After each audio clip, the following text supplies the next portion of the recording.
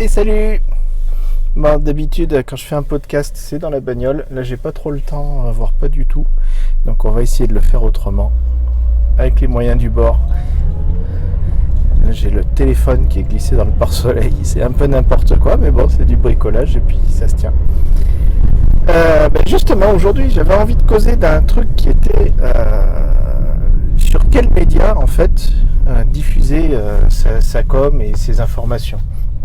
Là, comme tu l'as compris, cette histoire de défi 30 jours, c'est surtout pour moi l'occasion d'expérimenter des choses, de voir comment on peut utiliser le média vidéo. Donc j'arrive un petit peu après la guerre, parce que YouTube est déjà un terrain férocement acquis par plein de gens bien plus doués que moi. Et voilà, j'apprends, parce que ça me paraissait encore le meilleur moyen d'apprendre à utiliser la vidéo, à être un peu plus à l'aise avec la caméra en pratiquant. Ce que j'essaye de faire aujourd'hui et depuis quelques jours. Et au-delà de ça, en fait, je me pose pas mal de questions sur qu'est-ce que je vais faire à l'issue de ces 30 jours, puisque le but, donc, c'est d'arriver à avoir une meilleure com en ligne. Et c'est pas forcément simple, parce qu'il y a plein d'outils différents aujourd'hui à disposition, entre les traditionnels blogs, les réseaux sociaux, l'aspect audio avec les podcasts, l'aspect vidéo avec YouTube, les lives avec ce qu'il est possible de faire sur YouTube Live ou Facebook Live, les formats courts comme on peut en avoir avec des stories Instagram, toutes les déclinaisons possibles et imaginables qu'il y a actuellement. Et il y a plein de possibilités. L'idéal serait bien sûr de les explorer toutes, mais bon, on est à temps limité, surtout si comme moi, tu es simplement faire ta com perso, faire un peu de personal branding pour te faire connaître et petit à petit agréger une communauté. Parce que le but c'est quand même ça principalement, c'est d'avoir une communauté autour de soi. Donc là pour l'instant je communique quasiment pas autour des vidéos, donc l'audience est très confidentielle et puis ce que je dis n'intéresse pas une foule incroyable. Mais on sait qu'une des clés pour arriver à communiquer de manière un petit peu moderne sur le net aujourd'hui, c'est commencer par agréger une communauté en lui donnant du contenu gratuit, en instaurant un petit relationnel qui est non pas dans un seul sens, mais avec de l'échange, avec les commentaires, etc. Et une fois qu'on a cette communauté, qu'on arrive à avoir ses premiers prescripteurs en quelque sorte, on peut arriver à faire des choses intéressantes. Donc voilà, j'ai pas une vocation grandement commerciale derrière tout ça. Le but n'est pas d'arriver à vendre des vidéos sur comment faire son blog en ligne, mais ça m'intéresse ne serait-ce que pour savoir quoi prescrire à mes clients, d'expérimenter sur moi-même ce qu'il est possible de faire. Et donc, voilà, il y a du temps limité. J'ai déjà du mal à publier une vidéo par jour parce qu'il faut un petit peu que je m'occupe de mes clients, de ma création de boîte, de tout un tas de trucs qui sont en cours et que du coup j'ai même pas le temps de t'en parler.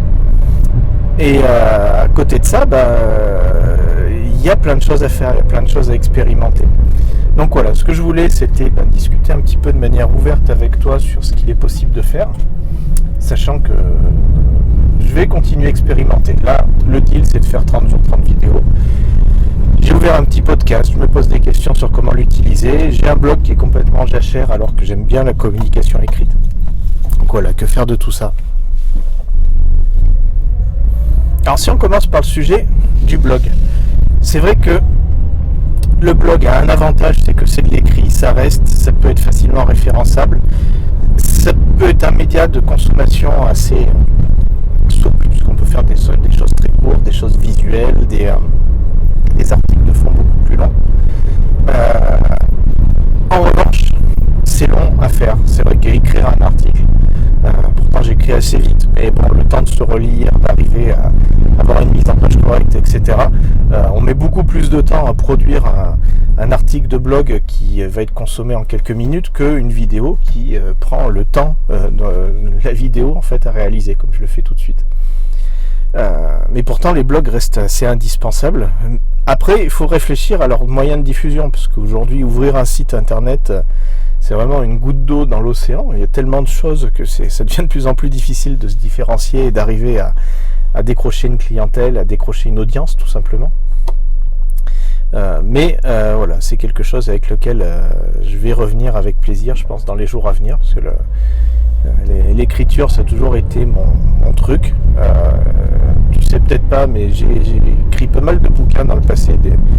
C'était certainement pas le dernier Goncourt, hein, c'était des bouquins très techniques, style le PC pour les nuls, à part que c'était pas dans la collection pour les nuls, c'était chez un éditeur qui s'appelait Microapplications, qui n'existe plus malheureusement aujourd'hui.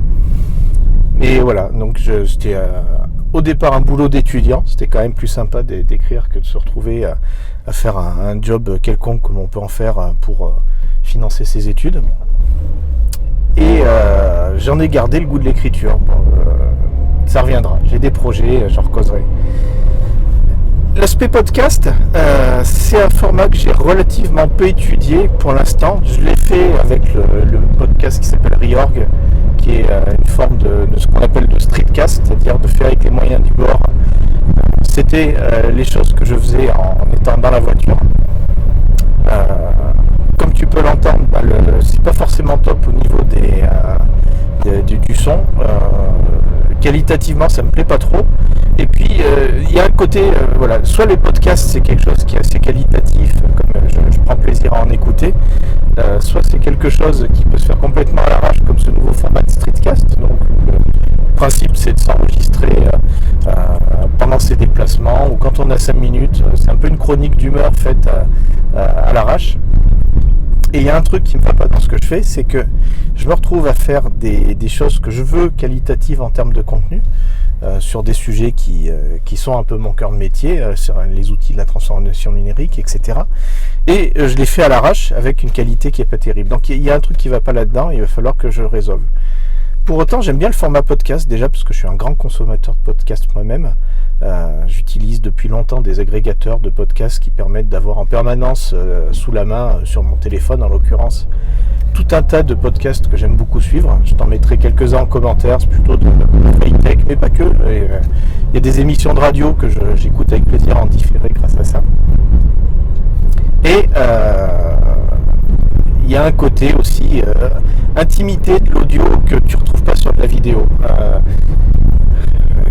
Je suis un grand fan de radio depuis toujours, et le fait d'avoir une voix qui te parle, qui peut te suivre toute la journée, c'est à la fois moins prenant que la vidéo, au sens où tu peux faire autre chose en même temps que tu écoutes la radio ou tu écoutes un podcast, et en même temps, paradoxalement, ça amène une forme de relation assez intime avec l'auditeur qui moi me plaît beaucoup. J'avais fait des expériences de radio il y a quelques temps avec des potes d'Épicentre à Radio Campus sur une émission qui s'appelle Système Co. Et voilà, c'est un média qui me tient à cœur et sur lequel j'aimerais revenir. Donc je sais pas, je pense que Reorg va pas rester en l'état. J'aimerais bien garder le côté streetcast, mais l'utiliser pour ce que c'est-à-dire des petits billets d'humeur qui n'ont pas forcément besoin d'être super qualitatifs. Et on verra ce que j'en ferai par la suite. Et puis il y a l'aspect vidéo où là, je me rends compte que ça prend un temps fou. Les quelques personnes que je suis qui font des défis 30 jours et qui font des vidéos hyper qualitatives, une vidéo par jour, là, franchement je tire mon chapeau. Moi j'ai tout juste le temps d'arriver à me capturer sur des petites chroniques comme ça. Néanmoins, je me rends compte à quel point ça peut être un média extrêmement riche et où le mode de communication peut être fait de manière très originale, de manière très créative, ce que je ne suis pas forcément d'ailleurs, mais où il y a plein de choses que l'on peut faire qui, j'en suis bien conscient, peuvent fortement attirer la communauté. Les vlogs un peu lifestyle où on te suit depuis ton lever jusqu'au coucher avec tout ce que tu as fait, ce que tu as bouffé et qui t'a vu pendant la journée, pardon. Ça peut paraître futile et pourtant ça amène un côté très compliqué